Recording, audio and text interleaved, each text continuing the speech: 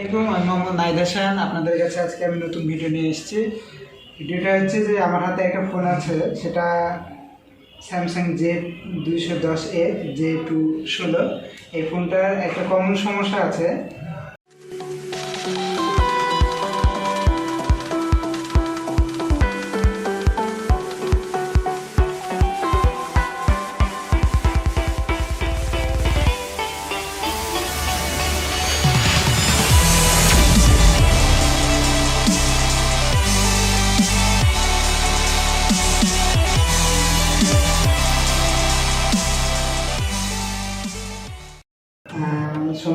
সমস্যাটা হচ্ছে যে আমরা পাওয়ার সাপ্লাই যখন দেখাই, আমরা পাওয়ার দিলাম, পাওয়ার সাপ্লাই লাগিয়েছি, তখন আমরা অটো রিডিং 3.8 দেখাচ্ছে অটো রিডিং। এই ফোনের একটা কমন সমস্যা। আর এই ফোনটাতে আমি কিন্তু আপনাদেরকে ম্যাজিক দেখাবো। হ্যাঁ, এটা আপনারা মুখস্থ করতে পারেন যে এই ফোনের একটা কমন সমস্যাটা এক ক্লিকেই এই ফোনটার সমাধান আপনাদেরকে আমি দেখাবো। তো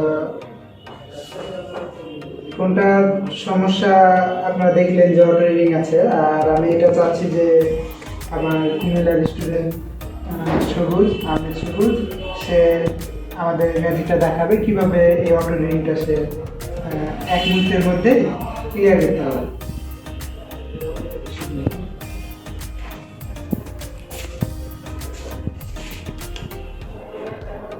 জুম করে দাও। দেখো যে সবুজ এখানে একটা দেখছি যে আমাদের ক্যাপাসিটর রিমুভ করেছে। সবুজ ক্যাপাসিটর রিমুভ করেছে। সবুজ আমরা দেখবো যে ক্যাপাসিটর রিমুভ করার পর এখানে দেখতে পাচ্ছি আমরা যে এখানে অটো রিডিংটা কিন্তু নাই।